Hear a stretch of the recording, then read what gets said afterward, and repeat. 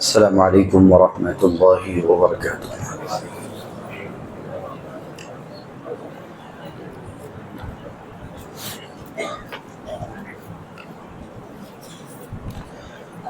الحمد للہ رب العالمین والصلاة والسلام علی سید المرسلین وعلی آلہ واصحابہ اجمعین، اما بعد، اعوذ باللہ من الشیطان الرجیم، بسم اللہ الرحمن الرحیم۔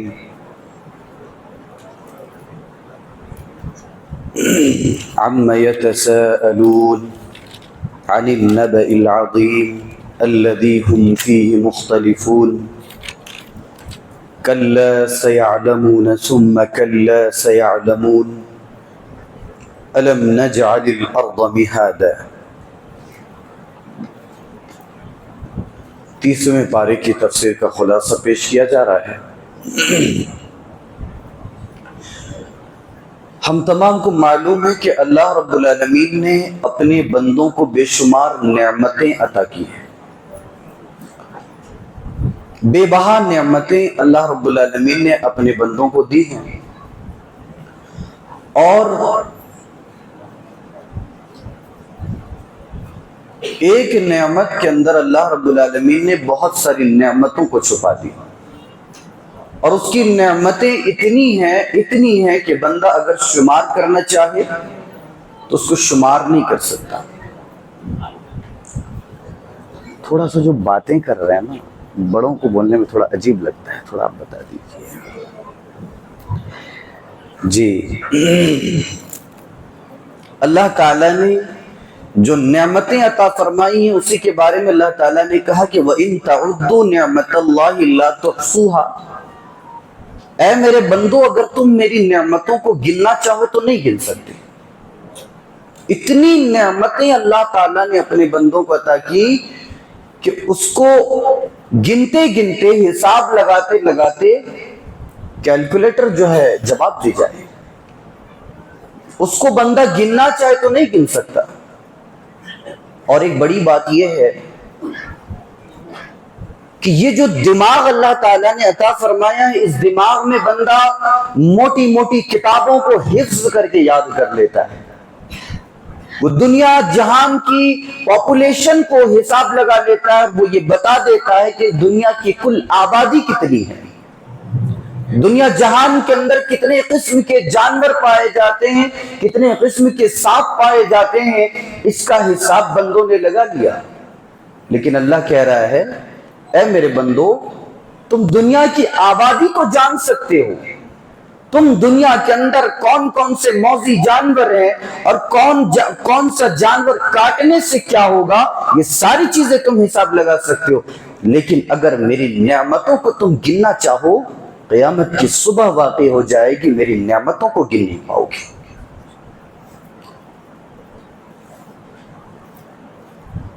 تمام نعمتوں میں سے ایک عظیم نعمت اللہ رب العالمین نے جو عطا فرمائی، وہ نعمت نیند کی نعمت۔ یہ بہت بڑی نعمت ہے۔ ایک عالم دین تھے، اللہ تعالیٰ ان کی حفاظت فرمائے، بڑے عالم دین۔ اب اللہ تعالیٰ، میں نے بتایا تھا، کسی کو عذاب دیتا ہے، کسی کو آزمائش میں مبتلا کر لیتا ہے، اور کس پر عذاب ہے اور کس پر آزمائش ہے اس کا بھی تخمینہ اور اندازہ بندہ آرام سے لگا سکتا ہے۔ اس سلسلے میں ایک تفصیلی بحث گزر چکا ہے۔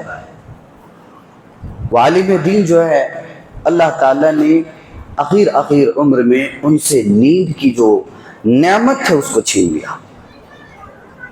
آزمائش ہو سکتی ہے، نیند ہی نہیں آتی تھی، سو سو کے پریشان ہو جاتے تھے، تھک جاتے تھے، کروٹیں لے لے کے تھک جایا کرتے تھے، لیکن نیند نہیں آتی تھی۔ تو معلوم یہ ہوا، نیند جو ہے وہ ایک بہت بڑی نعمت ہے، اور اس نعمت سے استفادہ کرنے کے لیے بندہ کبھی کبھار نیند کی جو ہے گولیاں کھاتا ہے۔ یہ اتنی بڑی نعمت ہے۔ اور ایک بڑی بات یہ ہے کہ اللہ رب العالمین نے اس نعمت کو رات کے ساتھ جو ہے مختص کر دیا، رات کے ساتھ اس نعمت کو جوڑ دیا، اس لیے کہ دن کے وقت جو ہے اجالا چھایا ہوا رہتا ہے اور روشنی رہتی ہے، اور چرند پرند درند سارے جو ہیں ادھر ادھر مشغول ہوتے ہیں، گاڑیوں کی آوازیں آتی ہیں، لوگ تجارت و کاروبار میں جو ہے مصروف رہتے ہیں، یہ آواز، یہ چرند پرندوں کی چہچہاہٹ، ان تمام چیزوں کی وجہ سے ہو سکتا ہے بندے کی نیند میں خلل واقع ہو۔ اللہ تعالیٰ نے اپنے بندوں کا اتنا خیال کیا کہ ان کے نیند میں خلل واقع ہو، یہ بھی اللہ تعالیٰ کو پسند نہیں۔ اور یہی وجہ ہے کہ اللہ رب العالمین نے نیند کو رات کے ساتھ جو ہے خاص کر دیا، اور رات کے وقت چرند پرند درند جانور انسان سارے لوگ سو جاتے ہیں، کوئی جاگتا نہیں ہے۔ نہیں جاگتے ہیں، انسان تو جاگتے ہیں رات میں۔ 12 بجے سے پہلے تو ہم سوتے نہیں۔ اب کب سوتے ہو؟ حضرت جی وہ 1 تو بج گئے، اتنی رات تک کیا کرتے ہیں؟ وہ تھوڑا کام رہتا ہے، تھوڑا یہ کرنا رہتا ہے، وہ کرنا رہتا ہے، طرح طرح کی بات۔ اصل رات تو تم نے جاگنے میں گزار دی، اب سوئیں گے کب؟ 1 بجے 2 بجے۔ اس کا سب سے بڑا نقصان میڈیکل سائنس سے بتلاتی ہے کہ جب رات ہو جائے اور بندہ نہ سوئے تو رات کے وقت جاگنے سے گیس کا لیول بڑھتا ہے، شوگر کا لیول بڑھتا ہے۔ یہی وجہ ہے کہ 30-35 سال میں بندہ پہنچا شوگر کا مریض بن گیا۔ جوانی میں جاگنے کی وجہ سے عمر کے آخری حصے میں ہونے والے نقصانات یہ ہیں کہ بندہ ابھی صحیح سے سفید بال صحیح سے نہیں نکلے کہ بندہ شوگر کا مریض بن گیا۔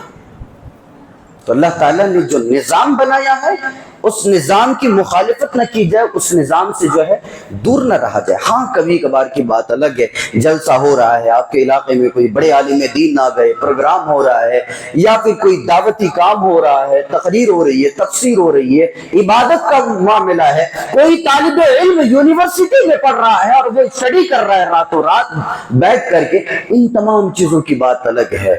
لیکن اگر کوئی بندہ بیٹھ جائے چپ چاپ دوستوں کے ساتھ گھومے پھرے ادھر ادھر، بازار، شاپنگ، دکان، کھانا پینا، یہ ساری چیزیں کرے تو اس سے بہت نقصانات ہوتے ہیں، اور یہ چیز نہیں کرنا چاہیے۔ اس لیے کہ اللہ تعالیٰ نے رات کو بنایا ہے سونے کے لیے، اور رات میں اندھیرا چھا جانے کی وجہ سے، سارے چاروں طرف جو ہے تاریکی چھا جانے کی وجہ سے انسان کے اندر ایک سسٹم ہے جس کو میٹابولزم سسٹم کہا جاتا ہے۔ دن کے وقت وہ ایکٹیو نہیں ہوتا ہے جی، اور یہی وجہ ہے کہ رات کو نہ سونے کے کئی نقصانات میڈیکل سائنس بتلاتی ہے۔ اللہ رب العالمین نے کہا وَجَعَلْنَا نَوْمَكُمْ سُبَاتًا، نیند جو ہے وہ ہم نے تمہارے لیے بنایا، وَجَعَلْنَا اللَّيْلَ لِبَاسًا، اور ہم نے رات کو جو ہے لباس بنا دیا۔ جی آدمی لباس پہنتا ہے تاکہ وہ چھپ جائے، اللہ کہہ رہا ہے میرے بندو یہ رات کو ہم نے لباس بنا دیا تاکہ تم اس میں چھپ جاؤ، اور اللہ کہہ رہا ہے میرے بندو اس لباس کے اندر چھپ کر کون کیا کر رہا ہے ہم جانتے ہیں، کون ہماری عبادت کر رہا ہے ہم جانتے ہیں، کون رات کو اٹھ کر ہمیں یاد کر رہا ہے ہم جانتے ہیں، کون رات کی تاریکی میں اٹھ کر فحاشی کر رہا ہے وہ بھی ہم جانتے ہیں۔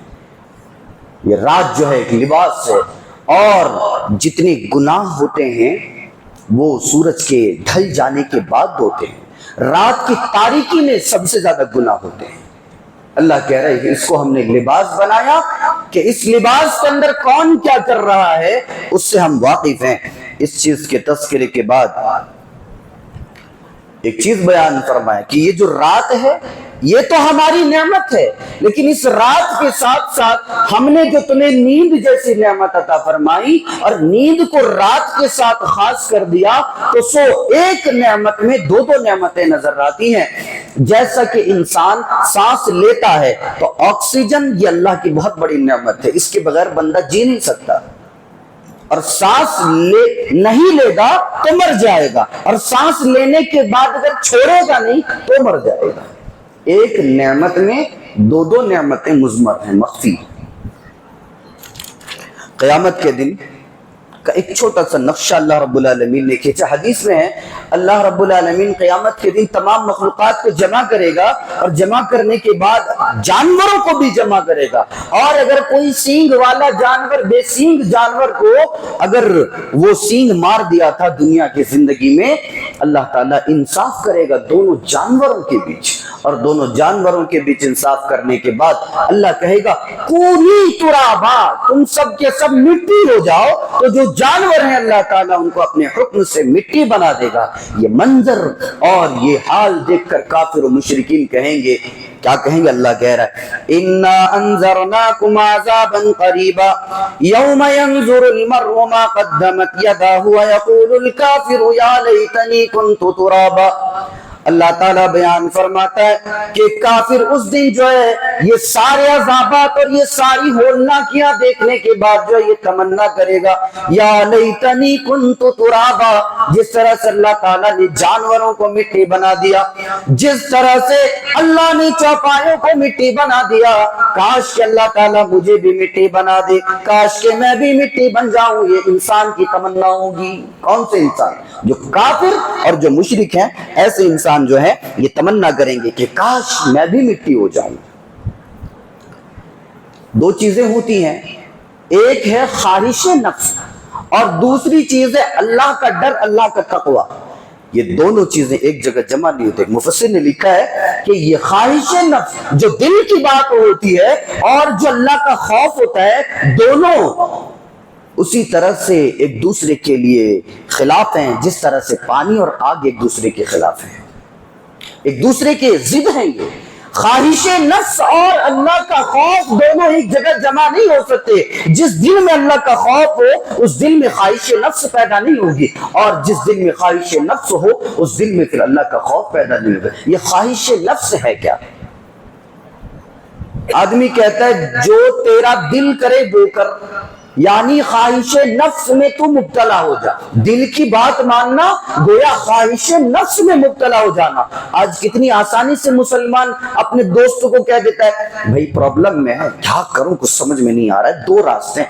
ارے بھائی ٹینشن کیوں لیتا ہے؟ جو تیرا دل کر رہا ہے وہ کر۔ یہ کیا بات ہوئی؟ یہ بات ہوئی؟ کچھ سینس ہی نہیں ہے اس بات میں۔ تیرا دل جو کہہ رہا ہے وہ تو کر، یہ کوئی بات نہیں۔ کرنا وہ ہے جو قرآن میں اللہ رب العالمین نے بیان فرمایا اور حدیث میں رسول اللہ صلی اللہ علیہ وسلم نے بیان فرمایا۔ جو دل میں آئے وہ کرے، تو پھر بندہ یوں کہے گا کہ بھئی یہ آدمی جو دل کی بات مان رہا ہے یہ خواہش نفس کا مطیع و فرما بردار ہے، خواہش نفس کی پیروی نہیں کی جائے۔ اللہ تعالیٰ نے نقشہ کھینچا، فَأَمَّا مَنْ طَغَى، جس نے سرکشی کی ہوگی، وَآثَرَ الْحَيَاةَ الدُّنْيَا، اور دنیاوی زندگی کو ترجیح دی ہوگی، فَإِنَّ الْجَحِيمَ هِيَ الْمَأْوَىٰ، سو اس کا ٹھکانہ جہنم ہے۔ وَأَمَّا مَنْ خَافَ مَقَامَ رَبِّهِ وَنَهَى النَّفْسَ عَنِ الْهَوَىٰ، اور جو آدمی اپنے رب کے سامنے کھڑا ہونے سے ڈر گیا، جو آدمی اپنے رب کے سامنے سے کھڑا ہونے سے خوف کھا گیا، وَنَهَى النَّفْسَ عَنِ الْهَوَىٰ، اور اپنے نفس کو خواہش نفس سے روکتا رہا، اپنے نفس کو دل کی بات کو ماننے سے روکتا رہا، فَإِنَّ الْجَنَّةَ هِيَ الْمَأْوَىٰ، اللہ بیان فرما رہا ہے اس کا ٹھکانہ جنت ہم بنا دیتے ہیں۔ اللہ یہ بیان کر رہا ہے۔ سو خواہش نفس یعنی دل جو کہہ رہا ہے اس سے دور رہا جائے، باز رہا جائے، اس لیے کہ بندہ خواہش نفس میں مبتلا ہو کر اللہ کی اطاعت اور رسول کی اطاعت سے دور ہو جاتا ہے۔ جہاں خواہش نفس آ جائے پھر وہاں اللہ کی اطاعت باقی نہیں رہتی۔ سو اگر اللہ کی اطاعت پر قائم و دائم رہنا ہے تو سب سے پہلی بات یہ ہے کہ خواہش نفس سے دور رہا جائے، اس لیے کہ جہاں خواہش نفس میں بندہ مبتلا ہوا کتاب اللہ اور سنت رسول سے دور ہو جائے گا، اس لیے خواہش نفس پر نہ دھیان دیا جائے۔ مرنے کے بعد کی زندگی سے ڈرتا کون ہے؟ جی، جو قیامت سے ڈرتا ہے وہ مرنے کی بعد والی زندگی سے ڈرتا ہے، یعنی قیامت تو مرنے کے بعد ہی واقع ہوگی، تو جو مرنے کے بعد والی زندگی سے وہ آدمی ڈرتا ہے جو قیامت سے ڈرتا ہے۔ اور کچھ لوگ ہوتے ہیں، یہ بھی اللہ تعالیٰ کی توفیق سے ہوتا ہے، اس کی ہدایت اگر وہ نہ چاہے تو کون ہدایت یافتہ ہو سکتا ہے؟ کوئی ہدایت یافتہ ہو سکتا ہے؟ اللہ تعالیٰ اگر چاہے کہ نہیں، اس کے کانوں پہ جو مہر لگی ہے، اس کے دل پہ جو مہر لگی ہوئی ہے، اس کی آنکھوں پر جو پٹیاں لگی ہوئی ہیں وہ نہیں کھلنا چاہے، دنیا کے سارے مفسرین مل کر پورے قرآن کا تفسیر سنا کر بھی اس کے دل میں ہدایت کو پیوستہ نہیں کر سکتے۔ یہ اللہ کا کلام ہے، یہ کہہ رہا ہے اللہ کے علاوہ کون ہے جو آدمی کو ہدایت یافتہ بنا سکے؟ دنیا جہاں کے سارے علماء مل کر اگر اس کے کان میں پورا قرآن کان انڈیل دیں گے پھر بھی وہ ہدایت یافتہ نہیں ہوگا جب تک کہ اللہ کی مرضی نہ ہو۔ اس سے پہلے میں نے بتایا تھا کہ بعض لوگ ہوتے ہیں جن کے لیے ایک آیت کافی ہے ہدایت کے لیے، اور کچھ لوگ ہوتے ہیں جن کے لیے پورا قرآن ناکافی ہو جاتا ہے۔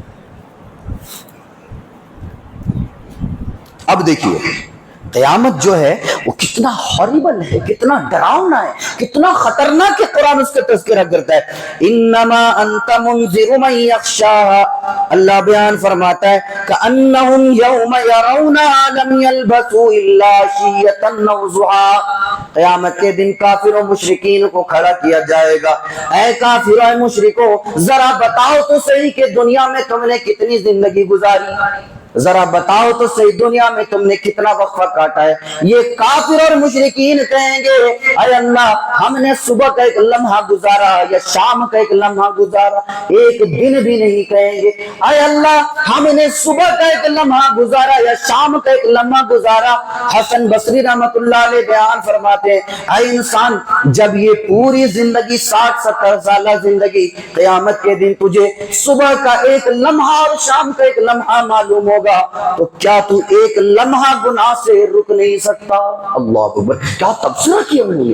ایک لمحہ آدمی، اے بنی آدم تیرے اوپر مجھے افسوس ہوتا ہے کہ تو ایک لمحہ گناہوں سے باز نہیں رہ سکتا۔ قیامت کے دن کہے گا کہ ایک لمحہ ہم نے دنیا میں گزارا، اب جب یہ پوری زندگی ایک لمحے کے برابر ہے تو کیا تو ایک لمحہ گناہوں سے باز نہیں رہ سکتا؟ باز رہ سکتا، اگر تو چاہے تو باز رہ سکتا ہے۔ سورہ عبس ہے، سورہ عبس میں اللہ رب العالمین نے یہ سورہ کیوں نازل فرمائی؟ ایک صحابی تھے، نابینا صحابی تھے، آئے اللہ کے رسول صلی اللہ علیہ وسلم کے پاس، کچھ بھی دکھائی نہیں دیتا تھا۔ اے اللہ کے رسول مجھے کچھ پوچھنا ہے۔ اللہ کے رسول صلی اللہ علیہ وسلم کے ساتھ جو ہے کچھ یہودی نصارہ اور کفار مشرکین تھے۔ نبی علیہ السلام جو ہے انہیں دعوت دے رہے تھے اسلام کی طرف، اور انہیں اسلام کا پیغام پہنچا رہے تھے، اسلام کی باتیں انہیں بتا رہے تھے کہ ارے عبداللہ ابن ام مکتوم جو ہے یہ تو اسلام قبول کر چکا ہے، نابینا آدمی اسلام قبول کر چکا ہے، اس کو تو بعد میں بھی جو ہے بتایا جا سکتا ہے، لیکن یہ جو لوگ ہیں جنہوں نے اسلام قبول نہیں کی ان کو پہلے بتا دیا جائے۔ اللہ کے رسول صلی اللہ علیہ وسلم حضرت عبداللہ ابن ام مکتوم آئے، اللہ کے رسول کچھ پوچھنا ہے۔ اللہ کے رسول نے چہرہ موڑ لیا، گھما لیا اپنے چہرے کو۔ اللہ کے رسول کچھ پوچھنا ہے، اللہ کے رسول نے کہا اچھا، مطلب تھوڑا اگنور ٹائپ کا کر دیا۔ اللہ کے رسول نے حضرت عبداللہ ابن ام مکتوم کو اگنور کر دیا، اگر رکو بھئی ابھی ان لوگوں سے میں بات کر رہا ہوں، یہ لوگ اسلام قبول نہیں کیے، یہ اسلام قبول کر لیں گے تو بڑا اچھا ہوگا۔ اللہ رب العالمین نے فوراً جو ہے قرآن کی آیتوں کا نزول کیا، عبس وتولی ان جاءہ الاعمی وما یدریک لعلہ یزکی او یذکر فتنفعہ الذکری اما من استغنی فانت له تصدی وما علیک الا یزکی۔ اے میرے پیارے حبیب کس چیز نے تجھے اس آدمی سے منہ موڑنے پر مجبور کر دیا؟ تو ایسا کیوں کر رہا ہے؟ اس لیے کہ جو کافر، جو یہودی، جو مشرک ہیں وہ اسلام قبول کر لیں، یقیناً یہ وہ بدماش ہیں جو اسلام قبول نہیں کریں گے۔ البتہ جو آپ کے پاس سوال پوچھ رہا ہے، یہ صحابی، یہ نابینا، یہ عبداللہ ابن ام مکتوم رضی اللہ تعالیٰ عنہ، ہو سکتا ہے کہ آپ کے جواب دینے سے اس کے عمل میں بڑھوتری پیدا ہو جائے۔ کہا کہ اس کو جواب دیا جائے، ان کو چھوڑ دیا جائے۔ تو اللہ رب العالمین نے اس جواب کے بعد آگے انسان کی اوقات بتائی گئی ہے۔ قرآن کریم کے اندر اللہ تعالیٰ نے بار بار انسانوں کی اوقات کو یاد دلایا۔ کیا ہے تم کس چیز پر غرور کرتے؟ ارے تمہیں دولت پر غرور ہے، کس نے دیا تمہیں یہ مال؟ کس نے دیا یہ مال تمہیں اپنی دولت پر، اپنے مال پر غرور ہے؟ یہ مال تمہیں کس نے دیا؟ اپنے حسن پر غرور ہے، یہ حسن تمہیں کس نے دیا؟ دیکھو دنیا کے بہت سارے لوگوں کو ہم تھوڑا الگ حسن بھی دیتے ہیں، جنہیں اپنی حسن پر، اپنی خوبصورتی پر جو ہے ناز نہیں رہتا ہے، گھمنڈ نہیں رہتا ہے اور ایٹیٹیوڈ نہیں رہتا ہے، لیکن ہم نے جو تمہیں خوبصورتی دی یہ ہم نے دی ہے، کس چیز پر غرور کر رہے ہو؟ جو بچے پیچھے تھوڑا آواز کر رہے ہیں ان کو اندر باہر آنے سے منع کر دیں۔ یہ دیکھیں کیسے آواز کر رہے ہیں۔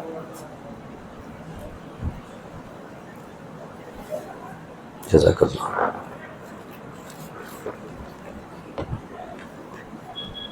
اللہ تعالیٰ نے انسان کی اوقات یاد دلائی کہ یہ ساری چیزیں تو ہم دے رہے ہیں، پھر تمہیں غرور کس بات کا ہے؟ اللہ نے یاد دلایا کیا؟ قتل الانسان ما اکفر، انسان کا بیڑا غرق ہو، کتنا ناشکر ہے، من ای شیء خلق، کس چیز سے پیدا ہوا؟ اے انسان تو جو اپنے آپ پر غرور کرتا ہے اور اپنے آپ میں جو ہے غرور میں مبتلا ہو جاتا ہے، من ای شیء خلق، تو یاد تو کر کے تو کس چیز سے پیدا ہوا؟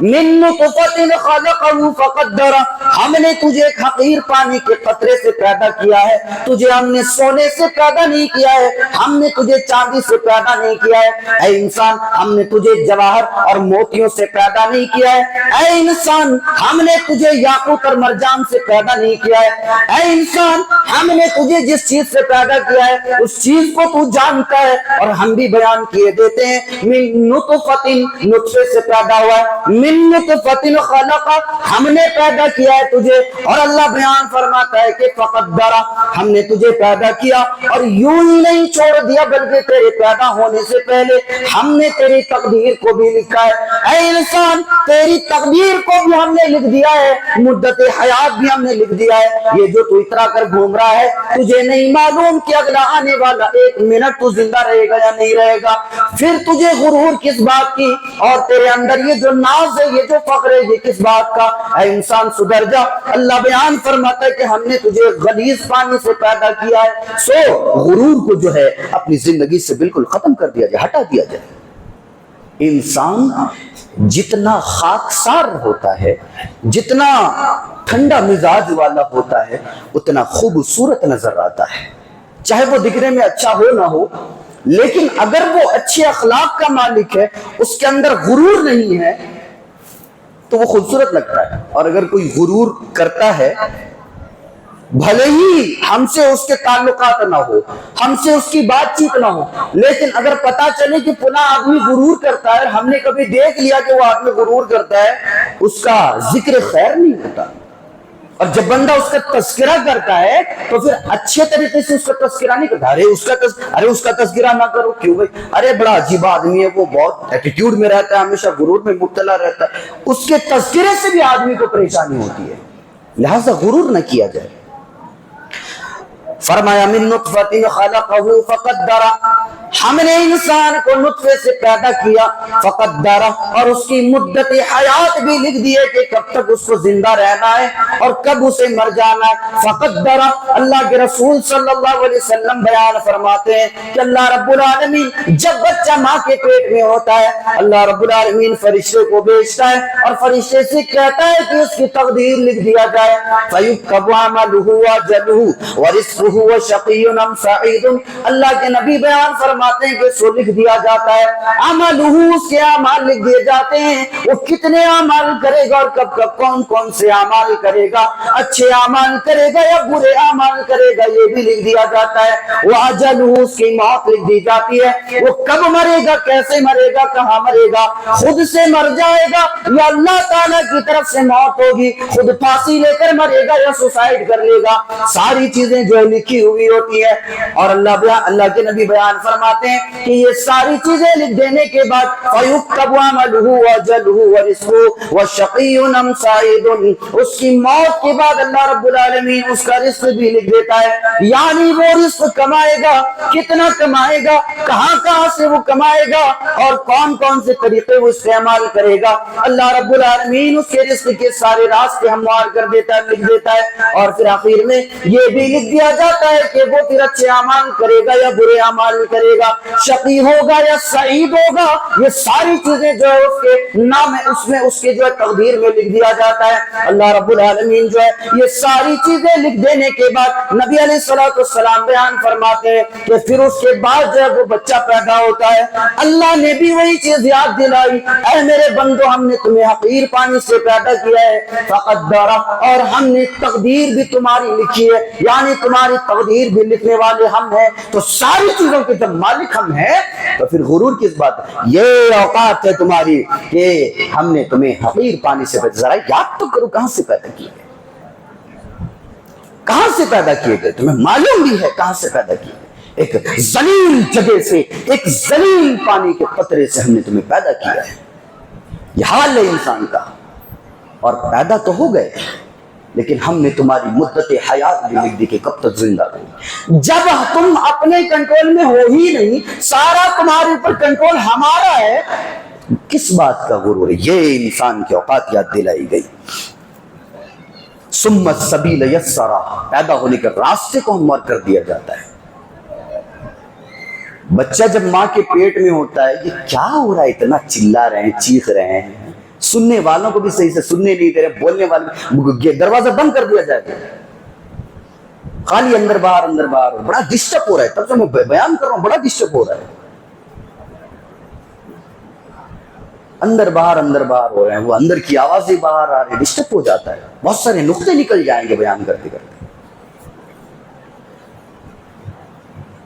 ثم السبیل یسرا, راستے کو ہموار کر دیا گیا. جی انسان جب ماں کے پیٹ میں ہوتا ہے تو اس کا سر اوپر ہوتا ہے, پیر ادھر ہوتے ہیں, لیکن جب پیدا ہوتا ہے تو سر نیچے کی طرف آ جاتا ہے, پیر ادھر چلے جاتے ہیں. اللہ تعالیٰ کہہ رہے ہیں ثم السبیل یسرا, ہم نے تمہارے پیدا ہونے کے راستے کو ہموار کر دیا.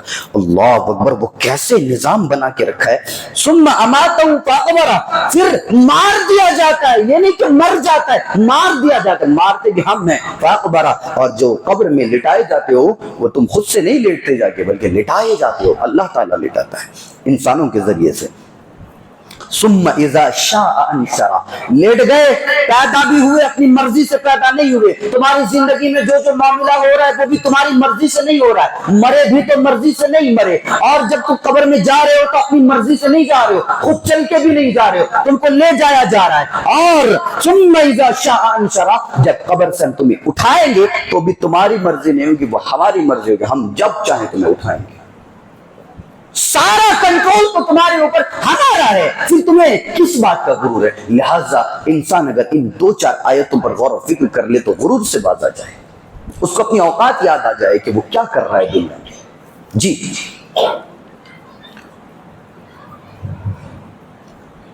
آگے قیامت کا جو ہے ایک عجیب و غریب نقشہ کھینچا گیا.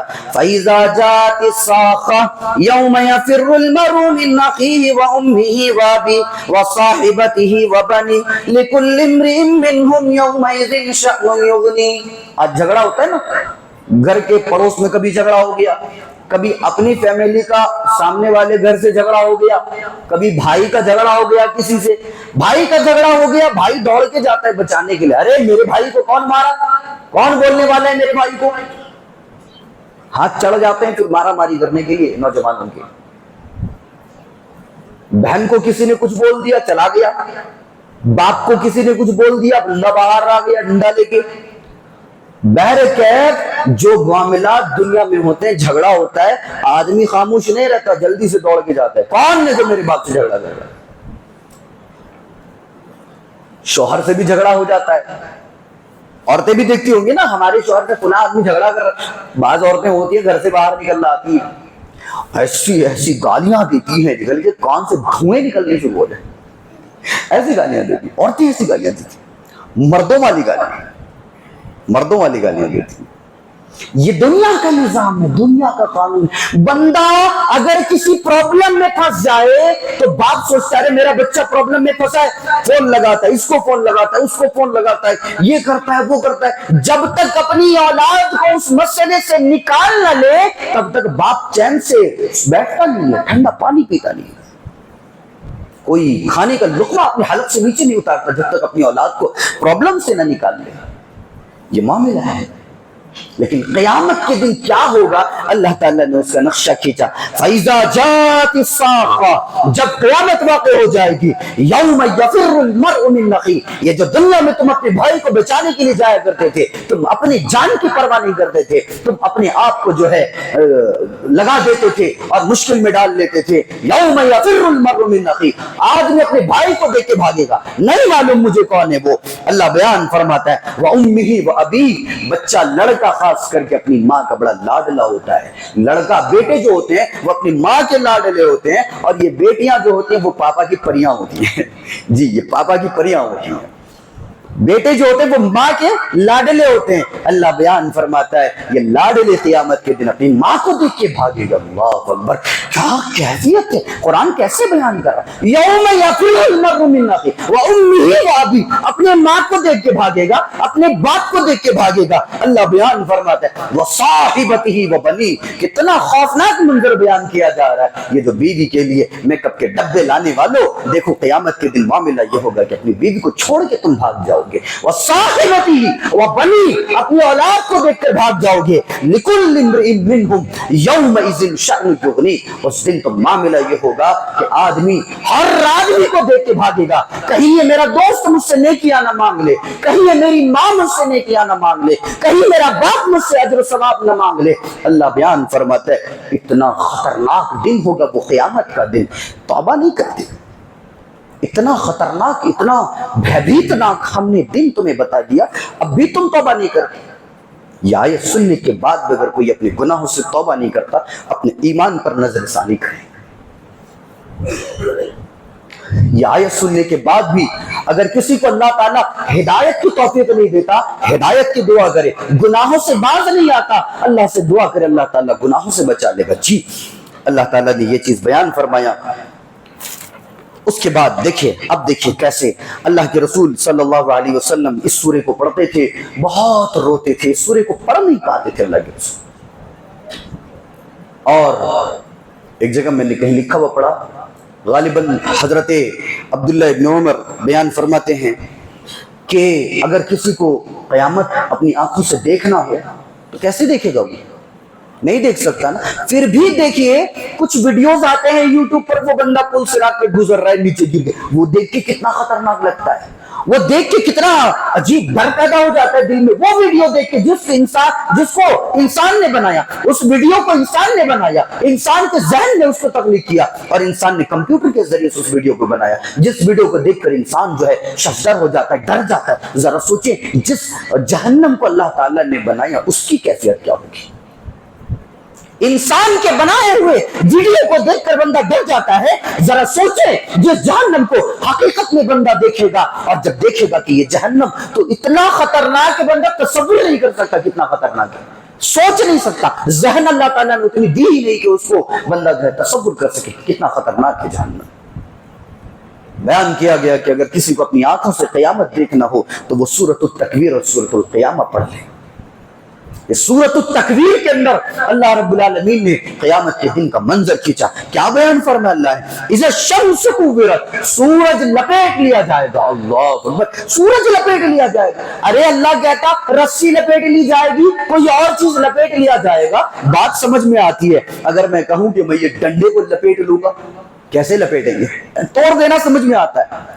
میں کہوں یہ ڈنڈے کو میں لپیٹ لوں گا, کیسے لپٹوں گا, لپیٹا جا سکتا ہے اس کو, نہیں لپیٹا جا سکتا. اللہ کہہ رہا ہے اذا الشمس کوورت, ہم جو ہے سورج کو لپیٹ لیں گے. قیامت جب واقع ہوگی سورج لپیٹ لیا جائے گا. وہ لپیٹنے کی کیا کیفیت ہے وہ اللہ جانتا ہے.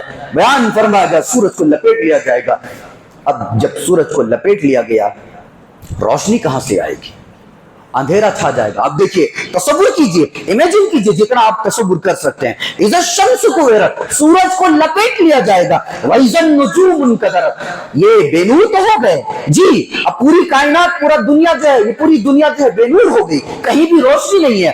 اذا النجوم انکدرت, بندہ سوچتا ہے شاید چاند سے روشنی مل جائے. چاند سے جو روشنی ملتی ہے وہ بھی سورج کے بدولت ملتی ہے. جی جی, آپ لوگ اس کے اوپر تحقیق کیجئے, معلوم ہوگا چاند سے جو چاندنی روشنی آتی ہے وہ سورج کے ذریعے سے آتی ہے. وَإِذَا النُّجُومُ انْكَدَرَتْ, ٹھیک ہے سورج بھی ختم, اور سورج ختم تو چاند سے روشنی کا سوال ہی پیدا نہیں ہوتا ہے. بندہ سوچے ستاروں سے, وَإِذَا النُّجُومُ انْكَدَرَتْ, ستارے بھی بے نور کر دیے جائیں گے. وَإِذَا الْجِبَالُ سُيِّرَتْ, یہ جو پہاڑ ہیں آج گڑے ہوئے ہیں, آج ایک جگہ ہیں. اللہ کہہ رہا ہے اس دن جو ہے ادھر ادھر چلتے پھرتے نظر آئیں گے یہ پہاڑ. وَإِذَا الْعِشَارُ عُطِّلَتْ, 10 ماہ کی گابن اونٹنیاں جو ہیں کھلے عام چھوڑ دی جائیں گی. یہ 10 ماہ کی گابن اونٹنیاں جانتے ہیں, عرب کے ہاں اس کی بڑی اہمیت تھی. عرب والے اس کو بڑی اہمیت دیتے تھے اور اس اونٹنی کا بڑا مقام و مرتبہ تھا. اس اونٹنی کو بہت ہی حفاظت سے وہ لوگ رکھتے تھے. 10 ماہ کی پریگننٹ اونٹنی جو ہوتی تھی اس کو وہ لوگ بڑی حفاظت سے رکھتے تھے اور اس کو ذرا سے بھی تکلیف نہیں ہونے دیتے تھے. اللہ کہہ رہا ہے اتنی اہم ترین چیز وَإِذَا الْعِشَارُ عُطِّلَتْ 10 ماہ کی گابن اونٹنیاں جو ہیں وہ کھلے عام گھومے گی پھرے گی, کسی کو پرواہ نہیں ہوگی. وَإِذَا الْوُحُوشُ حُشِرَتْ آدمی آج کسی کام سے اگر کہیں گیا اچانک سے دیکھ لیا, ارے بھائی ہم تو گھومنے آئے تھے, ندی دیکھ رہے سامنے شیر ہے, ڈر جائے گا, خوف کھا جائے گا. خوف سے بعض دفعہ آدمی بے ہوش بھی ہو جاتا ہے, جانوروں سے اتنا ڈرے گا. اللہ کہہ رہے ہیں وَإِذَا الْوُحُوشُ حُشِرَتْ قیامت کے دن ہم سارے وحشی جانوروں کو بھی جمع کریں گے, تمہیں بھی جمع کریں گے. تمہاری کیا بساط کہ تم جانور سے خوف کھا جاؤ اور جانوروں کی کیا بساط کہ وہ تم پر حملہ کریں. یہ ماحول ہوگا قیامت کے دن. سارے لوگ صفوں میں کھڑے ہوں گے اور اللہ کے حضور جو ہے وہ کھڑے رہیں گے. کسی کی اوقات نہیں ہوگی کسی کی طرف دیکھنے کی اور کسی کے اوپر جو ہے جھپٹنے کی اوقات نہیں ہوگی. اللہ بیان فرما رہا ہے وَإِذَا الْبِحَارُ سُجِّرَتْ دودھ ابالتے ہو گھر میں, دودھ ابالتے وقت اگر دودھ زیادہ گرم ہو جائے تو وہ ابل کر پورا باہر آ جاتا ہے, گیس میں لگ جاتا ہے اور پھر زمین خراب ہو جاتی ہے. اللہ بیان فرماتا ہے وَإِذَا الْبِحَارُ سُجِّرَتْ قیامت کے دن ہم پورے سمندر کو کھولا دیں گے. جی پورے سمندر کو کھولا کر اور پورے سمندر کو جو ہے باہر نکال دیں گے, پورے دریا کو باہر نکال دیں گے اور دریا کا جو پانی ہے وہ انسانوں کی آبادی میں گھس جائے گا. اللہ بیان فرماتا ہے وَإِذَا النُّفُوسُ زُوِّجَتْ اور اس دن جو ہے جانیں ملا دی جائیں گی, نفوس کو جمع کر دیا جائے گا. بِأَيِّ ذَنبٍ قُتِلَتْ وَإِذَا الْمَوْءُودَةُ سُئِلَتْ زندہ گاڑی ہوئی لڑکی سے سوال کیا جائے گا. بِأَيِّ ذَنبٍ قُتِلَتْ کس وجہ سے وہ قتل کی گئی. اللہ رب ذوالجلال والاکرام یہ بیان فرماتا ہے کہ ہم زندہ گاڑی ہوئی لڑکی سے سوال کریں گے کس وجہ سے وہ قتل کی گئی. ایک چیز ہے غور کرنے کی, جس نے جرم کیا اس سے نہیں پوچھا جائے گا, جس کے ساتھ یہ معاملہ ہوا اس سے پوچھا جائے گا. کوئی واسطہ نہیں, آگے بچی ہے اور ادھر اللہ رب العالمین ہے اور اللہ پوچھ رہا ہے بِأَيِّ ذَنبٍ قُتِلَتْ اے لڑکی, اے بندی, اے بچی, بتا تجھے کس گناہ کے پاداش میں قتل کیا گیا تھا, کس وجہ سے تجھے مارا گیا تھا, بتا. کوئی واسطہ نہیں, کوئی جو ہے بیچ میں کوئی نہیں. اللہ کھڑا ہے, بندی کھڑی ہے, بچی کھڑی ہے. اللہ پوچھ رہا ہے بِأَيِّ ذَنبٍ قُتِلَتْ بتا کس گناہ کی وجہ سے قتل کیا گیا تھا. حضرت عبداللہ بن عمر رضی اللہ تعالیٰ عنہ بیان فرماتے ہیں زمانے جاہلیت کی 2 چیزیں میں یاد کرتا ہوں تو مجھے بڑی ہنسی آتی, ایک چیز یاد کرتا ہوں تو مجھے بڑا رونا آتا ہے اور ایک چیز یاد کرتا ہوں تو مجھے ہنسی آتی ہے. اور رونا اس بات سے آتا ہے کہ زمانے جاہلیت میں بچیوں کو جو ہے زندہ گاڑا جاتا تھا اور یہ چیز جب میں سنتا ہوں تو مجھے رونا آتا ہے. اور زمانے جاہلیت میں آدمی کیا کرتا تھا, کھجور کو جو ہے کھجوروں کو ملا لیتا تھا اور اس کا ایک بت بناتا تھا, اس کی ایک مورتی بناتا تھا اور اس کو اپنے سرہانے رکھ لیتا تھا اور صبح جب اٹھتا اور کہتا تھا کہ رات بھر میری حفاظت کرو, اور جب صبح ہو جاتا تھا تو بندہ اس کو لے کے کھا جاتا تھا. حضرت عبداللہ بن عمر کہتے ہیں کہ میں یہ چیز یاد کرتا تو مجھے ہنسی آتی ہے. وہ معبود جس کو لوگوں نے معبود بنا لیا, اس کو جس کو رات بھر ویسے چھوڑ دیا, صبح اٹھ کے معبود کو ہی کھا لیا. یہ معاملہ ہوتا تھا. اس معاملے کو یاد کر کے مجھے جو ہے ہنسی آتی ہے. دیکھیں آج یہاں پر اللہ نے کس چیز کا تذکرہ کیا, وَإِذَا الْمَوْءُودَةُ سُئِلَتْ زندہ گاڑی ہوئی لڑکی سے سوال کیا جائے گا بِأَيِّ ذَنبٍ قُتِلَتْ کس گناہ کی وجہ سے تجھے قتل کیا گیا. یہاں صرف وہی بچیاں نہیں ہیں جن کو زمانے جاہلیت میں قتل کیا جاتا تھا, بلکہ یہاں پر وہ بچیاں بھی شامل ہیں جو ابھی پیدا نہیں ہوئی, پیٹ میں ہے, اور ان کو جو ہے زندہ ان کو جو ہے پیٹ میں ہی مار دیا جاتا ہے. پیدا ہونے سے پہلے ہی جو ہے پتہ کر لیا جاتا ہے ڈاکٹروں کے پاس جا کر, اور پتہ کرنے کے بعد ان کو جو ہے دوائیوں کے ذریعے سے یا کسی اور طریقے سے جو ہے مار دیا جاتا ہے. بعض دفعہ یہ بھی دیکھا گیا کچرے کے ڈبے میں جو ہے بچی پڑی ہوئی ہے, کچرے کے ڈبے میں زندہ بچی پڑی ہوئی ہے, پھینک دیا گیا بچی کو, کوئی پرواہ نہیں. ایک انسان کے ساتھ ایسے کیسے کر سکتا ہے. اور پوچھا جائے کہ کیوں اپنی بچیوں کو مارتے ہو, جہیز کا معاملہ ہے اسی لیے ہم نہیں کر سکتے. بھائی جہیز کا اتنا بڑا مسئلہ ہے, یہ دیکھیں ابھی ادھر کیا مسئلہ ہو رہا ہے, یہاں سے سب ایک ایک کر کے اٹھ کے جائیں گے, ہم بھی ختم کر دیں گے. بڑی دقت دے رہے ہیں آج آخری دن ہے, آج سوچے کہ اچھی طرح سے کچھ باتیں بیان کریں گے, ایسے موڈ خراب کر دیتے ہیں.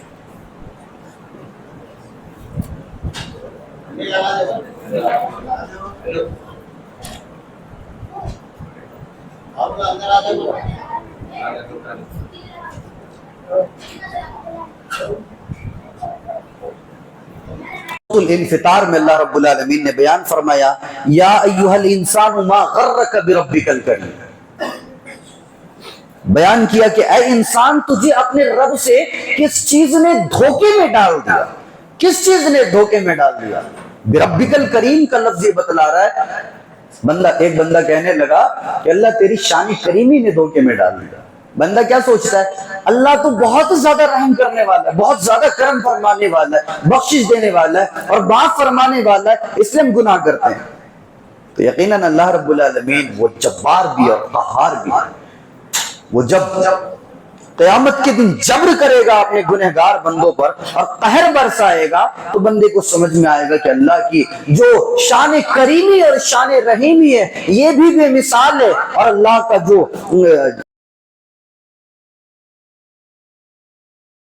آنکھ ہے۔ تو بندہ کہتا ہے اللہ تیری شان کریمی دیکھ کر جو ہے ہم گناہ کرتے ہیں۔ یقیناً یقیناً یاد کریں، اللہ کی شان کریمی دیکھ کر ہی بندہ گناہ کرتا ہے کہ اللہ معاف کرنے والا ہے۔ ذرا سوچیں اگر بندے کو یہ معلوم ہو جائے کہ اللہ تعالیٰ معافی نہیں کرے گا، گناہ کرے گا؟ نہیں کرے گا۔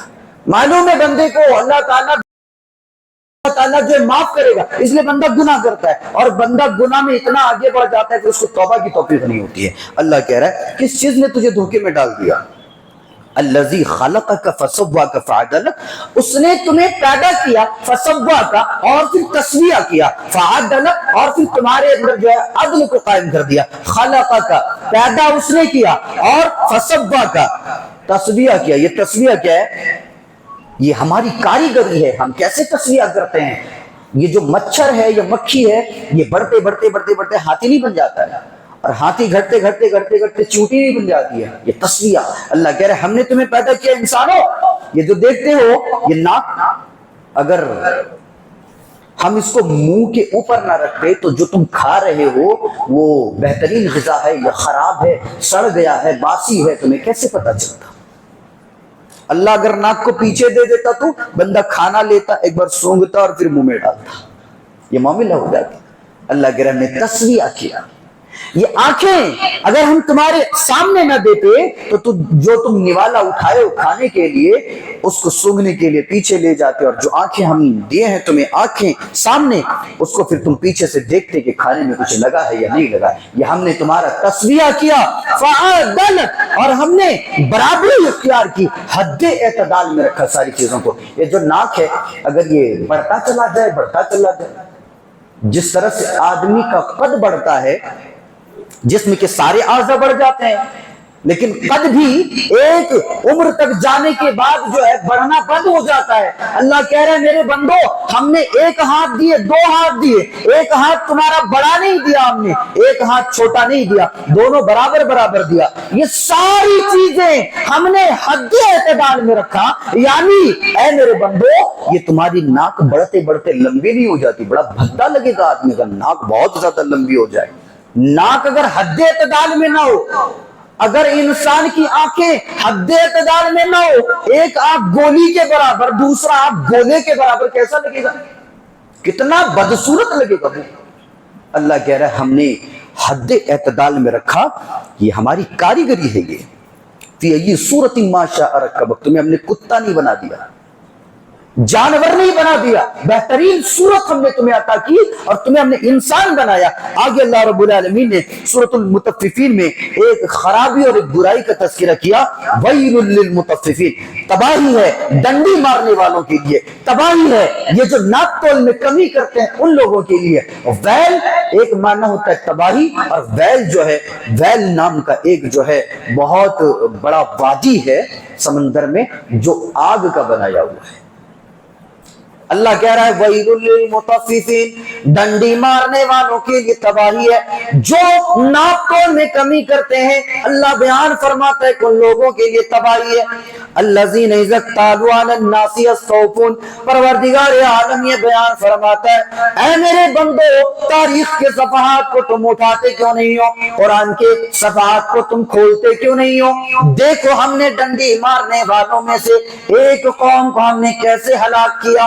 جو قوم ڈنڈی مارتی تھی اور جو قوم جو ہے ناپ تول میں کمی کرتی تھی، اللہ بیان فرماتا ہے کہ پھر ہم نے اس قوم کو جو ہے تباہ کر دیا۔ یہ اللہ رب العالمین بیان فرمائے۔ وہ کون سی قوم تھی معلوم ہے؟ جی قوم شعیب تھی، وہ قوم شعیب جس کو اللہ تعالیٰ نے تباہ کر دیا یہ ڈنڈی مارنے کی وجہ سے۔ یہ ڈنڈی مارنا ایک بیماری ہے اور اللہ تعالیٰ نے اس بیماری کا علاج بتایا۔ الا یظن اولئک انہم مبعوثون۔ اگر بندہ سوچ لے، اس کے ذہن میں بات آ جائے کہ یہ ڈنڈی مارنا غلط بات ہے، اگر اس کے ذہن میں یہ بات آ جائے کہ اس کو ایک دن قیامت کے دن اللہ کے سامنے کھڑا ہونا ہے، تو پھر وہ ڈنڈی نہیں مارے گا۔ اللہ تعالیٰ نے بیماری کا بھی تذکرہ کر دیا اور علاج کا بھی تذکرہ کر دیا کہ ڈنڈی مارنا بیماری ہے اور اس بیماری سے بندہ بچ جائے گا اگر وہ اپنے ذہن میں خیال لائے کہ اللہ کے سامنے اس کو کھڑا ہونا ہے۔ یہ بیماری بتا دیا، اس کا علاج بھی بتا دیا اللہ رب العالمین نے۔ اس چیز کے تذکرے کے بعد اللہ رب العالمین نے سورۃ الانشقاق کے اندر بیان فرمایا فلا اقسم بالشفق، میں شفق کی قسم کھاتا ہوں، واللیل وما وسق۔ قرآن کی آیتوں پر غور کیجئے اور اس کے بعد اس کے معنی مفہوم پر غور کیجئے۔ اللہ کیسے بیان فرما رہا ہے، اس کے بیان کرنے کا طریقہ کیا ہے۔ فلا اقسم بالشفق، میں شفق کی قسم کھاتا ہوں، واللیل وما وسق، اور رات کی قسم کھاتا ہوں جب اس میں تاریکی چھا جائے، والقمر اذا اتسق، اور جو ہے بدر منیر کی قسم کھاتا ہوں، بدر کامل کی قسم کھاتا ہوں، یعنی جو فل مون ہوتا ہے پورا کا پورا چاند، اللہ اس کی قسم کھا رہا ہے۔ آگے جو ہے لَتَرْكَبُنَّ طَبَقًا عَنْ طَبَقٍ، یقیناً تم ایک طبق سے دوسرے طبق سواری کے ذریعے سے جاؤ گے۔ عبد الدائم القحیل بول کے ایک بڑے ریسرچر ہیں، انہوں نے اس آیت پر تبصرہ کیا کہ یہ جو ایک طبق سے دوسرے طبق تک سواری پر جانے کا جو تذکرہ ہے، عبد الدائم القحیلی لکھتے ہیں کہ یہ انسان کے چاند پر جانے کا تذکرہ اللہ نے کیا۔ اشارہ اس بات کی طرف ہے کہ انسان ایک دن چاند پر جائے گا، اور اللہ نے اسی چیز کے تذکرے کے بعد کہا فما لہم لا یؤمنون۔ کیا بات ہے کہ یہ لوگ ایمان نہیں لاتے؟ یہ آیت کریمہ اس بات کی طرف اشارہ ہے کہ جو چاند پر جائے گا وہ ایمان والا نہیں ہوگا۔ اور سب سے پہلے چاند پر کون گیا؟ کون گیا جی؟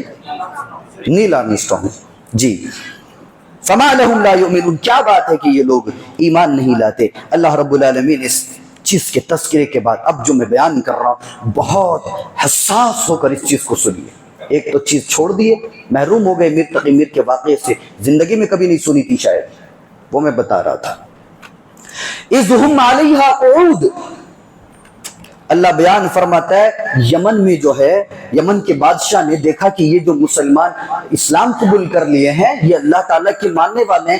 یمن کے بادشاہ نے سب کو جمع کیا مسلمانوں کو اور کہا کہ اسلام سے باز آ جاؤ، یہ تم اللہ کو جو مان رہے ہو، کتاب کو جو مان رہے ہو، اس سے باز آ جاؤ، وگرنہ میں تمہیں گڑھا کھود کر اس میں آگ لگا کر ڈال دوں گا اور سارے کے سارے تم مر جاؤ گے۔ مسلمانوں نے کہا ہم نہیں مانتے آپ کی بات۔ کہا ٹھیک ہے نہیں مانو گے۔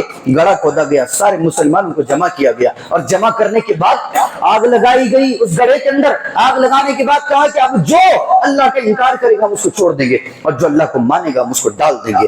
سارے کے سارے لوگ وہاں پر، لڑکیاں تھیں، بچیاں تھیں، عورتیں تھیں، بوڑھیاں تھیں، مرد تھے، نوجوان تھے، بچے تھے، اور سارے مسلمان، ایک بھی بندہ اسلام سے پیچھے نہیں گیا تھا۔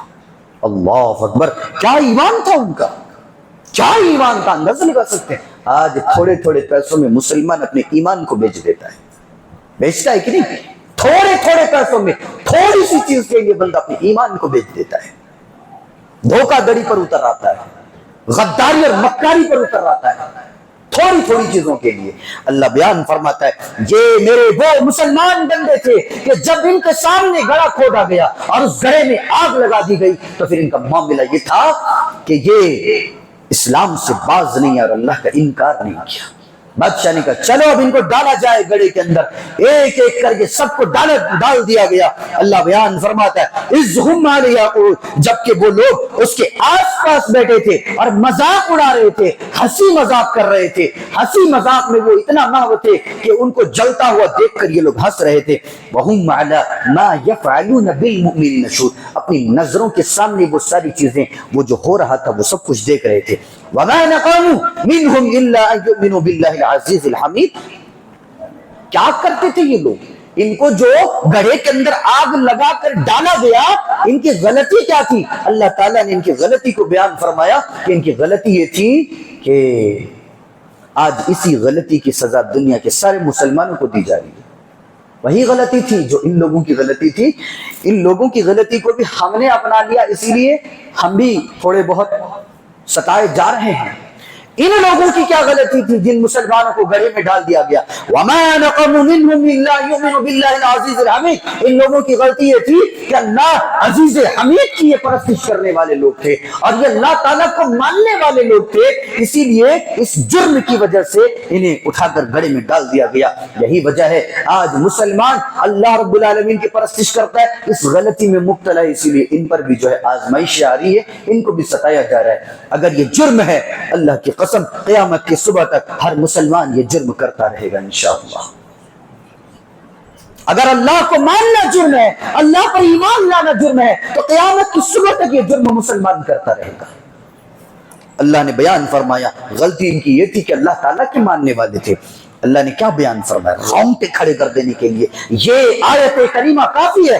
وَمَا نَقَمُوا مِنْهُمْ إِلَّا أَن يُؤْمِنُوا بِاللَّهِ الْعَزِيزِ الْحَمِيدِ إِنَّ الَّذِينَ فَتَنُوا الْمُؤْمِنِينَ وَالْمُؤْمِنَاتِ ثُمَّ لَمْ يَتُوبُوا فَلَهُمْ عَذَابُ جَهَنَّمَ وَلَهُمْ عَذَابُ الْحَرِيقِ. اللہ رب ذوالجلال یہ بیان فرماتا ہے کہ ان لوگوں نے میرے مومن اور مومنات بندے بندیوں کو آگ میں ڈال دیا، گڑھا کھود کر آگ میں ڈال دیا، اور صرف آگ میں ڈالا نہیں بلکہ سامنے بیٹھ کر یہ مذاق اڑانے لگے، سامنے بیٹھ کر یہ ہنسی مذاق میں مبتلا ہو گئے.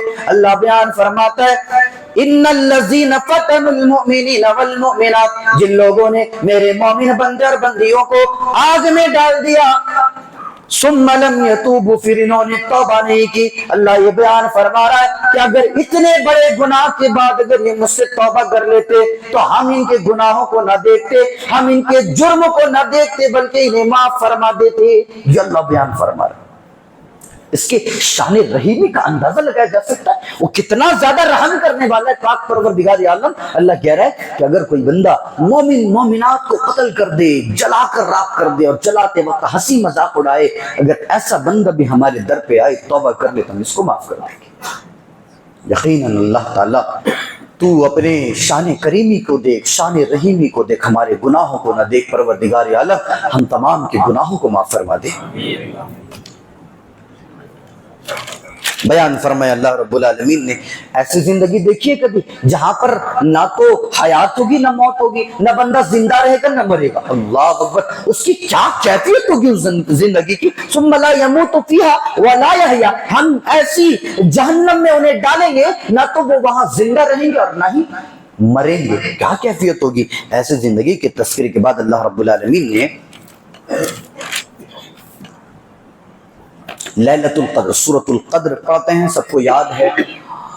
انا انزلناہ فی لیلۃ القدر وما ادراک ما لیلۃ القدر لیلۃ القدر خیر من الف شہر. دیکھیں لیلۃ القدر اس پورے سورے میں 3 مرتبہ آیا، یاد رکھیے گا. سورۃ القدر میں لیلۃ القدر لفظ جو ہے وہ 3 مرتبہ آیا ہے. سوال یہ پیدا ہوتا ہے کہ لیلۃ القدر کب ہے، قدر والی رات کب ہے؟ جو اللہ کے رسول صلی اللہ علیہ وسلم نے کہا کہ اس رات تم عبادت کرو، وہ کب ہے؟ بعض لوگوں نے کہا وہ 27ویں کی رات ہے. نہ بالکل غلط بات. 27ویں کی رات نہیں، 5 راتوں میں سے تمہیں تلاش کرنا ہے کہ وہ رات کب ہے، اور اس کی نشانیاں بھی ہیں حدیث کے اندر.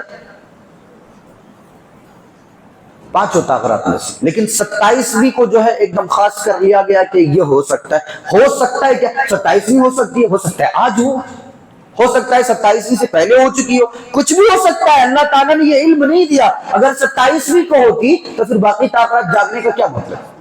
نہیں جاگنا چاہیے، پھر سو جانا چاہیے. تو کہا 5 طاقراتوں میں سے تم تلاش کرو کہ کون سی رات ہو سکتی ہے. اگر کوئی سائنٹسٹ کہے کہ یہ دن ہے، مانیں گے؟ نہیں مانیں گے. کوئی ریاضی دان کہے کہ نہیں یہ رات ہو سکتی ہے کیلکولیٹ کر کے، کوئی صوفی کہے یہ رات ہو سکتی ہے، مانیں گے؟ نہیں مانیں گے. کوئی صوفی صحیح بتا نہیں سکتا. ایک صوفی نے کیا کہا، سورۃ القدر میں 3 مرتبہ لیلۃ القدر کا لفظ آیا ہے اور لیلۃ القدر کا تذکرہ آیا. لیلۃ القدر، لیلۃ القدر، لیلۃ القدر، یہ 3 مرتبہ. ہاں، اور کہا کہ لیلۃ القدر میں جو ہے وہ 9 حروف ہیں.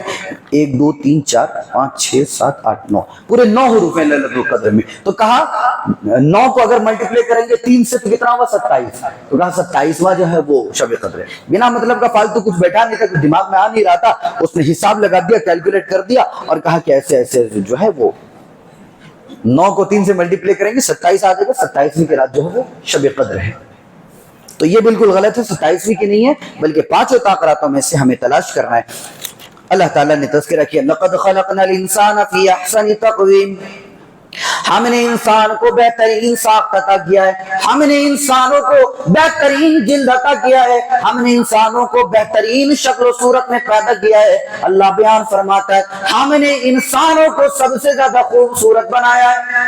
اللہ کیا کہہ رہا ہے؟ ہم نے انسان کو خوبصورت بنایا. یہ نہیں، یہ بندہ ماننے کو تیار نہیں، اللہ تجھے خوبصورت نہیں. ارے بندے ہم کہہ رہے ہم نے تجھے خوبصورت بنایا، نہیں اللہ تجھے خوبصورت نہیں. ہم کہہ رہے خوبصورت بنائے، پھر بھی نہیں. وہ کریم لگائے گا، وہ بالوں کو گھمائے گا، بالوں میں وہ عجیب عجیب سی چیزیں لگائے گا، جل لگائے گا. کیوں؟ بال کھڑے کرنے کے لیے لگا رہا ہے، اور بال کھڑے کرنے کے لیے وہ جل لگا رہا ہے.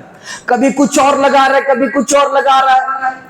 ہم نے تو یہ سنا تھا کہ لڑکیاں میک اپ کر لیتی ہیں، اور میک اپ میں وہ اتنا زیادہ فاؤنڈیشن کیا کیا ہے ان کی کریمیں، وہ ساری چیزیں اتنا لگا لیتی ہیں کہ وہ اصل چہرہ بالکل نابود ہو جاتا ہے، اصل چہرہ چھپ جاتا ہے، اتنے لیئرز چڑھا لیتے ہیں اوپر. لیکن اب سننے میں یہ بھی آیا کہ لڑکے بھی کم نہیں ہیں، لڑکے بھی لگا رہے ہیں دبا دبا کے میک اپ. اور ہم نے تو ایک جگہ یہ بھی دیکھا کہ ایک لڑکا میک اپ کے وہ سارے سامان لا کے رکھا ہے جو لڑکیاں لگاتی ہیں. اتنا اپنی چہرے کو سنوارنے میں اور اس کو سدھارنے میں لگے ہوئے ہیں. اللہ تعالیٰ چہرہ نہیں دیکھے گا، اللہ تعالیٰ اعمال دیکھے گا. لہذا اعمال پر نظر رکھا جائے. چہرے بہرے کو بہت زیادہ نکھارنے کی ضرورت نہیں ہے. اللہ نے جو دیا، اللہ کہہ رہا ہے بہت خوبصورت بنایا ہے تمہیں، لہذا اس کو زیادہ نکھارنے اور بڑھانے چڑھانے کی ضرورت نہیں ہے. لقد خلقنا الانسان فی احسن تقویم، احسن یعنی بہت خوبصورت اللہ نے بنایا.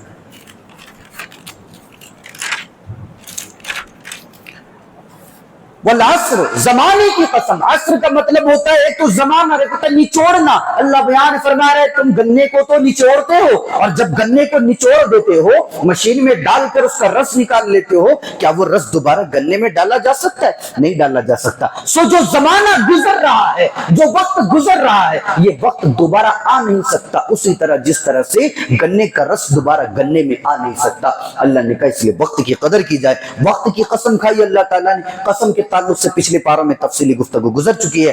اللہ تعالیٰ نے بیان فرمایا الم تر کیف فعل ربک باصحاب الفیل. اللہ بیان فرما رہا ہے کہ اے میرے پیارے نبی، آپ نے دیکھا نہیں وہ اصحاب فیل کا واقعہ؟ کیا آپ کو نہیں معلوم کہ اصحاب فیل کا واقعہ کیا ہے؟ اے میرے پیارے نبی، وہ اصحاب فیل یعنی ہاتھی والا ابرہہ آیا مکہ ڈھانے کے لیے، خانہ کعبہ کو ڈھانے کے لیے. جب وہ آیا ہمارے خانہ کعبہ کو ڈھانے کے لیے، ہم نے پھر ابابیل کے جو ہے پرندوں کو ان پر مسلط کر دیا. ہم نے ابابیل ان کے اوپر مسلط کر دیا، اور ایک چڑیا کے پاس جو 3 کنکریاں تھیں، ایک چونچ میں اور 2 پنجوں میں 2 کنکریاں. ایک چڑیا کے پاس جو 3 کنکریاں تھی، وہ چڑیا آتی اور پھر وہ اپنے چونچ سے اور اپنے پنجوں سے وہ کنکریاں چھوڑ دیتی. مفسرین بیان فرماتے ہیں کہ جیسے ہی وہ کنکریاں کسی آدمی پر پڑتی تو وہ آدمی پورا کا پورا بھوسا ہو جایا کرتا تھا. بھوسا جانتے ہیں؟ بھوسا سمجھتے ہیں؟ جی بھوسا وہ دھان وغیرہ جب کرتا ہے تو اس سے ایک برادہ نکلتا ہے، اس کو بھوسا کہا جاتا ہے. مفسرین نے بیان فرمایا کہ ایک کنکری جس آدمی پر گرتا تھا وہ آدمی پورا کا پورا بھوسا بن جایا کرتا تھا. دنیا کا کوئی آئٹم بم بھوسا نہیں بنا سکتا انسان کو. یہ اللہ بیان فرما رہا ہے کہ ہم نے جب اپنے گھر کی حفاظت کی تو ایسے حفاظت کی کہ پھر دشمنوں کو خاک میں ملا دیا، بھوسا بنا دیا انہیں.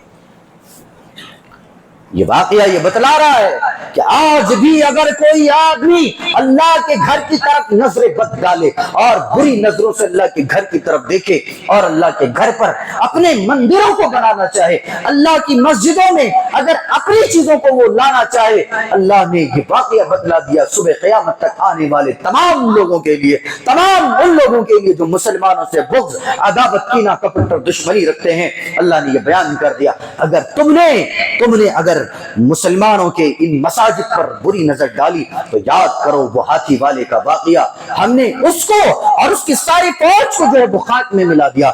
یہ اللہ بیان فرما رہا ہے۔ اس کے بعد اللہ نے کہا الذی اطعمهم من جوع وآمنهم من خوف، بھوک کے بعد ہم نے تمہیں کھانا دیا اور خوف کے بعد امن دی۔ یقیناً آدمی اگر بہت ڈرا ہوا ہو، اس کو اگر اچانک سے کہیں امن و امان مل جائے بندہ خوش ہو جاتا ہے۔ خوف کے بعد امان کا مل جانا بہت بڑی نعمت ہے، اور بھوک کے بعد کھانا مل جانا یہ بہت بڑی نعمت ہے۔ اس نعمت کے تذکرے کے بعد اللہ تعالیٰ نے کہا اِنَّا أَعْطَيْنَاكَ الْكَوْثَرَ، اے میرے پیارے نبی ہم نے آپ کو حوض کوثر عطا فرمایا۔ اور کوثر کا ترجمہ بعض مفسرین نے یہ بھی کہا کہ خیر کثیر سے نوازا، یعنی اللہ رب العالمین نے اپنے پیارے نبی کو خیر کثیر سے نوازا اور بہت زیادہ نعمتیں عطا کی۔ اے اللہ کون کون سی نعمتیں جو تو نے اپنے پیارے نبی کو عطا فرمایا؟ اللہ بیان فرماتا ہے کہ اے میرے بندو ہم نے اپنے نبی اور ان کی امت پر بہت ساری نعمتیں عطا فرمائی، خیر کثیر، اتنی زیادہ خیر، بہت زیادہ بھلائیاں اللہ تعالیٰ نے اپنے پیارے نبی کو عطا فرمائی، اور حوض کوثر عطا کیا۔ اے اللہ حوض کوثر کیا ہے؟ اللہ کے نبی جناب محمد رسول اللہ صلی اللہ علیہ وسلم نے حوض کوثر کی تعریف میں کہا کہ یہ حوض کوثر، اس کا پانی جو ہے وہ بڑا ٹھنڈا ہے اور بہت میٹھا ہے، اور اس پانی کی خصوصیت یہ ہے کہ بندہ پیے تو کبھی پیاس ہی نہ لگے، اور یہ پانی جو ہے اللہ کے رسول صلی اللہ علیہ وسلم قیامت کے دن اپنے ماننے والے مطیع و فرما بردار بندوں کو پلائیں گے۔ یہ حوض کوثر اللہ رب العالمین نے اپنے پیارے نبی کو دیا۔ اس پر ایک تفصیلی گفتگو کیا جا سکتا تھا، لیکن سمجھ رہے ہیں نا، تو اللہ نے یہ چیز اپنے پیارے نبی کو دیا۔ اور حوض کوثر جو ہے یہ کن کو نہیں ملے گا؟ یہ ان لوگوں کو نہیں ملے گا جو نبی کے انتقال کے بعد شریعت کے اندر، دین کے اندر بدعت کو قائم کر لیا۔ یہ حوض کوثر ان لوگوں کو نہیں ملے گا۔ بڑے آئیں گے امید و آس دل میں لیے ہوئے، لیکن اللہ کے رسول صلی اللہ علیہ وسلم وہاں پر بیٹھے رہیں گے، دائیں حضرت ابوبکر، بائیں حضرت عمر، فرشتے آئیں گے، سوقن سوقن لمن غیر بعدی، ابے آزادو کیوں آ رہے ہو تم لوگ؟ اللہ کے رسول کہیں گے ارے ان کو آنے دو۔ یہ کہیں گے فرشتے اللہ کے رسول آپ کو نہیں معلوم آپ کے انتقال کے بعد ان لوگوں نے کیسے کیسے دین کے اندر، شریعت کے اندر جو ہے بدعتوں کو قائم کر لیا۔ جی اس لیے بدعت سے آدمی کو جو ہے بلکہ پوری طرح سے بچنا چاہیے۔ آخر میں سورۃ الناس ہے، سورۃ الناس میں جو ہے اللہ رب العالمین نے بہت ساری چیزوں کا تذکرہ کیا۔ قل اعوذ برب الناس، اللہ تعالیٰ کی پناہ طلب کرنے کے لیے کہا، لوگوں کے پروردگار کی، لوگوں کے مالک کی اور لوگوں کے معبود برحق کی پناہ طلب کرنے کے لیے کہا گیا۔ اور سورۃ الناس کے آخر میں لفظ سین ہے۔ قرآن شروع ہوا بسم اللہ سے اور ختم ہوا سین پر۔ کسی نے کہا کہ یہ با سے شروع ہوا اور سین پر ختم ہوا، یعنی بس۔ تو قرآن اگر زندگی میں آ جائے تو یہ تمہارے لیے بس یعنی کافی ہے۔ اگر یہ تمہاری زندگی میں آ جائے تو پھر تمہیں کسی اور چیز کی ضرورت نہیں، یہ تمہاری زندگی کے لیے بس ہے، جی بس ہے۔ لہٰذا اللہ رب العالمین نے قرآن کریم کے اندر بہت ساری چیزوں کا تذکرہ کیا، بہت قیمتی باتیں آج سننے سے محروم رہ گئے۔ دعا کریں پروردگار عالم سے جو بھی ہم نے قرآن کریم کی تفسیر سنائی اور آپ لوگوں نے سنا، پروردگار عالم سننے سنانے کو جو ہے قبول فرمائے۔ الہ العالمین جن لوگوں نے قیام اللیل کیا اور جن لوگوں نے پورے رمضان بھر جو ہے تیری عبادت اور تیری تسبیح تحلیل کی، الہ العالمین تو ان تمام لوگوں کی عبادتوں کو قبول فرما۔ پروردگار عالم جو ہم سے جانے انجانے میں خطائیں ہو گئی ہیں، الہ العالمین تو معاف فرمانے والا ہے، تو بہت زیادہ رحم و کرم کرنے والا ہے، تو بخشش کرنے والا ہے۔ پروردگار عالم تو ہم تمام کے چھوٹے بڑے گناہوں کو معاف فرما دے۔ الہ العالمین ہم نے جو بھی عبادت کی ہے، چھوٹی ہو بڑی ہو، یقیناً ہمیں نہیں معلوم اللہ تعالیٰ ہم نے کون کون سی عبادتیں کی ہیں اور ہم اپنی عبادتوں میں کون کون سی غلطیاں کیے ہیں۔ الہ العالمین ہمیں ان غلطیوں کا بھی لحاظ نہیں ہے۔ پروردگار عالم تو سمیع بصیر ہے، تو دلوں کا جاننے والا ہے۔ پروردگار عالم تو بہتر جانتا ہے کہ ہم نے جو عبادت کی ہے وہ صرف تیرے لیے کی ہے، کسی کو دکھانے کے لیے نہیں کیے۔ پروردگار عالم جتنی بھی عبادتیں ہم نے کی ہیں، چھوٹی ہو بڑی ہو، صدقہ خیرات زکوٰۃ، جو بھی چیزیں ہم نے عطا کی ہیں، پروردگار عالم تو ان تمام عبادات کو جو ہے شرف قبولیت عطا فرما دے۔ الہ العالمین تو اپنا رحم و کرم ہم گنہگار بندوں پر عطا فرما۔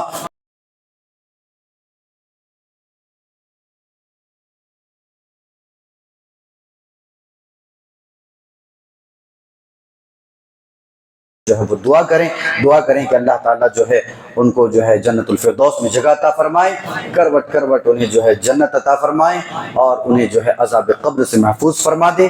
اور کھلانے والے کے لیے بھی دعا کریں، جنہوں نے کھلایا ہے، دعا کریں کہ اللہ تعالیٰ ان کو جو ہے ان کے درجات کو بلند فرما دے، ان کو مزید نیکیوں میں آگے بڑھنے کی توفیق عطا فرمائے۔ یہ بھی دعا کریں کہ پروردگار عالم ان کے اس کار خیر کو شرف قبولیت عطا فرمائے۔ آمین۔ وآخر دعوانا ان الحمد للہ رب العالمین، والسلام علیکم ورحمۃ اللہ وبرکاتہ۔